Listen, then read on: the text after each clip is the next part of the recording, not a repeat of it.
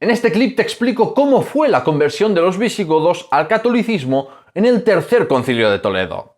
Si quieres saber más sobre este proceso, mira el episodio completo, el episodio 17, Recaredo y la conversión de los visigodos. Dentro vídeo. Tras esta victoria y después de haber aplastado la mayor parte de la oposición interna, el rey Recaredo se sintió lo suficientemente seguro como para convocar el concilio más importante que tuvo la Hispania visigoda, el Tercer Concilio de Toledo. El 4 de mayo del 589 se inauguró el Tercer Concilio de Toledo, con 3 días de oración y ayuno. Leandro de Sevilla, Masona de Mérida y Eufemio de Toledo habían organizado y realizado todos los preparativos de este concilio, y reunieron a más de 60 sedes episcopales de toda España.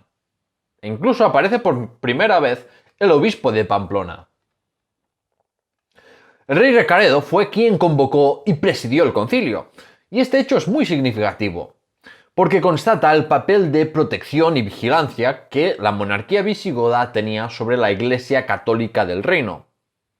Un papel que de nuevo se copió del modelo del Imperio Romano de Oriente.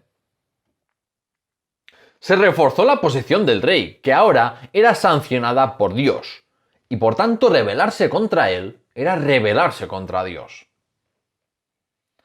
Entonces, el 8 de mayo, Recaredo hizo pública una declaración en la que afirmaba que el rey y los godos abjuraban de la herejía arriana y abrazaban el catolicismo, aceptando así las resoluciones de los 4 concilios ecuménicos. Es significativo que no se mencionara el quinto concilio ecuménico, el segundo de Constantinopla, convocado por Justiniano, porque fue un concilio polémico que no fue bien recibido en Occidente. Esto, junto con la Renovatio Imperii de Justiniano y la solución de compromiso de Leovigildo, contribuyó a acercar la Iglesia católica a la monarquía visigoda. La declaración pública de Recaredo condenaba las enseñanzas de Arrio, pero no se mencionaba un tema tan sensible, como es lógico, como la política religiosa de su padre Leovigildo o la rebelión de su hermano Hermenegildo. 8 obispos arrianos y varios clérigos y nobles godos abjuraron también del arrianismo y se convirtieron en católicos, oficializando así la conversión de los visigodos al catolicismo. A continuación, Recaredo encargó al concilio que aprobara algunos cánones para regular la estructura de la nueva iglesia, determinar los poderes de la iglesia dentro del Estado y reforzar la disciplina eclesiástica.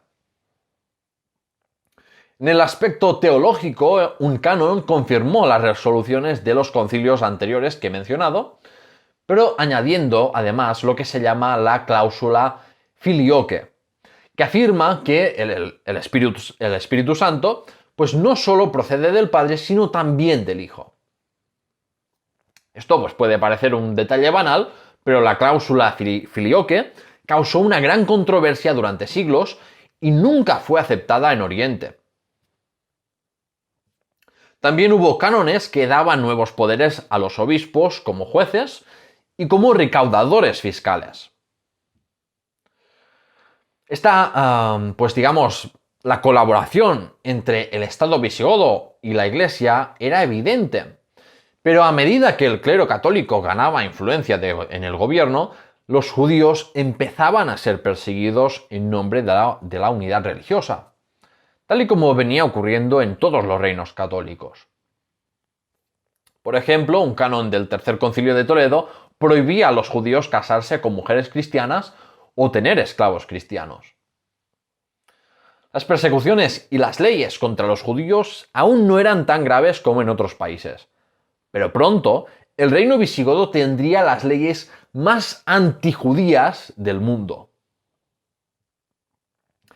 El rey Recaredo promulgó un decreto que otorgaba las resoluciones de los concilios católicos nacionales y provinciales pues una fuerza igual a las de las leyes que él mismo promulgaba, lo que constituye una prueba más de la creciente influencia de la Iglesia y de que los obispos pues eran agentes indispensables para el Estado.